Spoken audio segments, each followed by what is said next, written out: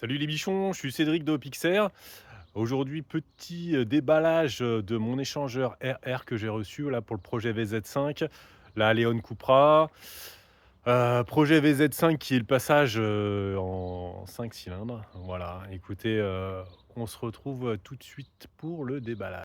Là, c'est l'échangeur qui est prévu, un échangeur RR qui est prévu pour la Leon Cupra 5F en quattro et qui a aujourd'hui le 2 litres en boîte Manu que je vais passer, qu'on va passer parce que je ne suis pas tout seul dans le projet, heureusement d'ailleurs, qu'on va passer en boîte DSG7.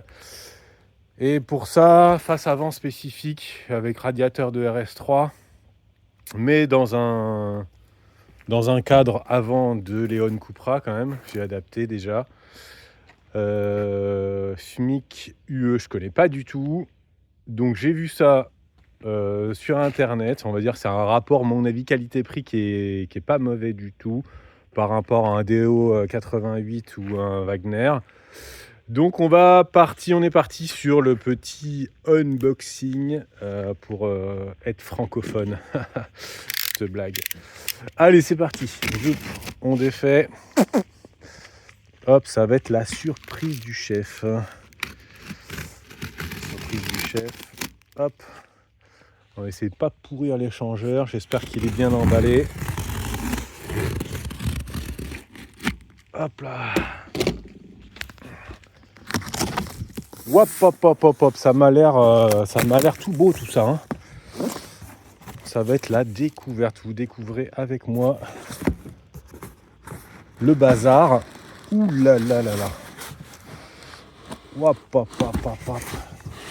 Et ben en tout cas, mes amis, c'est sacrément bien emballé dans une mousse. Oh la vache. Il y a un budget mousse là. Allez, je mets ça sur le côté. Ça va protéger la DSG. Hop. Pop, pop, pop, mes aïeux. Bah, c'est plutôt pas mal. Après, en densité du noyau, ouais, je suis un peu déçu dans le sens où c'est un peu large. Mais, enfin, les ailettes, j'entends. Après, j'ai choisi d'avoir la traverse intégrée. Allez, j'éteins, je le retourne et je vous remontre. Bon, voilà comment il va à peu près s'intégrer dans la façade. Je trouve que c'est pas mal. Je voulais pas aussi un circuit d'air trop volumineux pour pas ajouter encore du lag.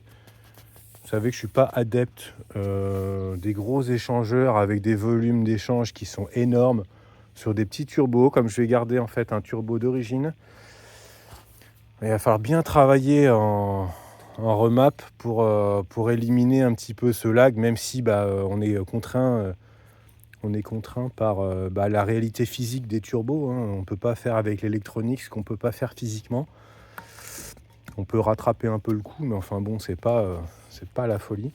Je le trouve un peu lourd. Il est en full aluminium avec, je vous disais, la traverse intégrée.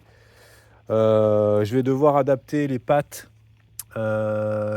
ici pour attraper la façade en plastique à l'avant de la Léon. Ici, on voit les attaches au longeron avant du véhicule, du châssis. C'est pas mal. Je pense que c'est quand même de la bonne cam. Je vous le retourne pour qu'on voit comment c'est à l'intérieur des tubulures. Allez, de retour.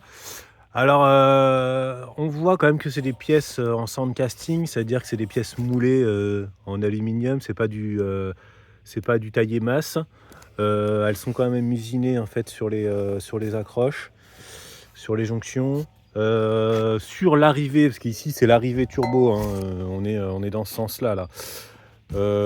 Arrivée d'air, on voit quand même au fond, je sais pas si vous voyez, qu'il y a quand même un guidage. Donc ça, moi, c'était mon inquiétude. Mais là, il y a quand même un guidage, en fait, pour optimiser le flux d'air.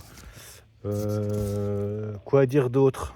De ce côté-là, on voit qu'il n'y a pas besoin de guidage, hein. On voit que le flux se réunit naturellement, contrairement à l'autre côté quand le flux arrive et doit se disperser. Il faut savoir qu'on perd beaucoup plus de pression, enfin de pressure drop sur un flux qui s'écarte que sur un flux qui se rapproche. Ouais, c'est comme ça.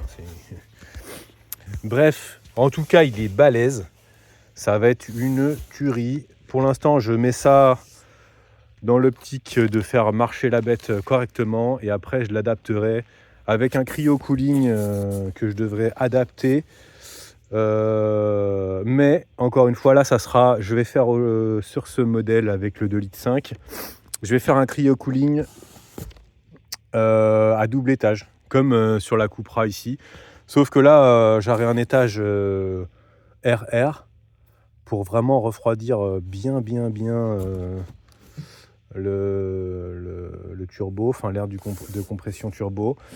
Et après, je laisse un condenseur air gaz, contrairement à aujourd'hui où je roule en condenseur gaz liquide, gaz refroidissement liquide, qui est plus compact, qui est beaucoup plus performant.